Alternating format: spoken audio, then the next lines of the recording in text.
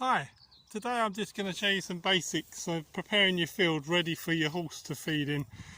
This grass is pretty long, so if you're letting a horse in this field for the first time, I would definitely divide it up, maybe into 3 sections. Otherwise they'll gorge on it and they could get ill. So anyway, this field is fairly well secured. Fencing, string there, rope, and it's electrified, so you really do need electric.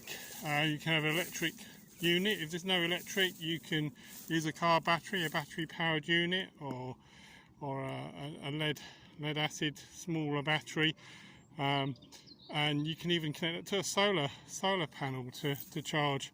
But a car battery will probably last you a good month before you've got to recharge it. So we've got some ragwort dotted around. We've got some here, and so we've got some over here. So obviously before you let your horse in the field, make sure you pick it all. Usually you should wear gloves, but these are quite easily to identify.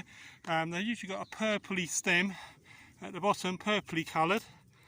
And then up the top you've got these yellow flowers. So usually easy to spot because they tend to grow quite tall and they just pop up from nowhere. So this one you could use a ragwort fork, but if it's been raining as it has today, you can just pull it up probably by hand. I'm going to have a go at just pulling it up by hand, and there we go. I've pulled it up. I've got the roots as well, and the important thing is to get the roots. Don't just pick the flowers off, because the whole thing is fairly poisonous to the horse, so be sure to pull up the whole thing. And if you do a good job, you should get away with an easier time the following year. So make sure you pull it all up and be prepared. It does pop up really quick. I'm just having a scan around here. I can see another one. So if we go over here, there's another ragwort there. They just sort of spring up from nowhere. So this one hasn't flowered yet as well, so you've got to catch it before it flowers.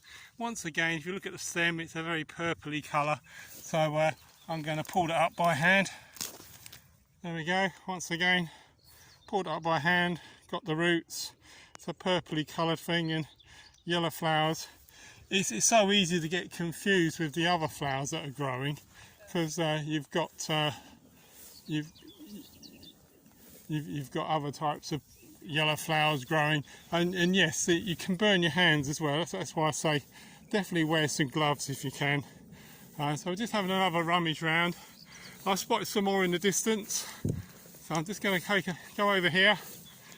I say they do stand out quite well. We've got some small ones here. There's one there. There's another one. So I'll quickly pull that one up. I've got that one, another one with the roots. So don't leave them hanging around once you pull them up. Very important. This one hasn't flowered yet, but once again, purple stem. So I'll pull that one up. But be sure to burn these. Put them on the heap to be burnt, because they're not good. So we've got a big clump here. So you need 2 hands to pull those up. So I'm going to pull those up in a minute. And if we come over here, there's more. Now we do these fields regular every week, and they just keep coming up relentless. What doesn't help is when you've got neighbouring fields. So there's loads here. We've got another one. This one's actually flowering, so you can see the type of flower on it. So you know, they are pretty, but they burn the horse, and they're poisonous. And if we have a look over there, this is probably part of the reason. There are loads of ragworts in the adjoining field, which we can't do anything about, but luckily there's no horses grazing there. So there's another ragwort here. So we've got the traditional thistle, but then there's the ragwort there. That's a biggie one, that one. So I'm going to need 2 hands to pull that one up. But let's say important, get all those ragworts up, and then hopefully the field's a bit safer for your horse. So Thank you for watching, and bye for now.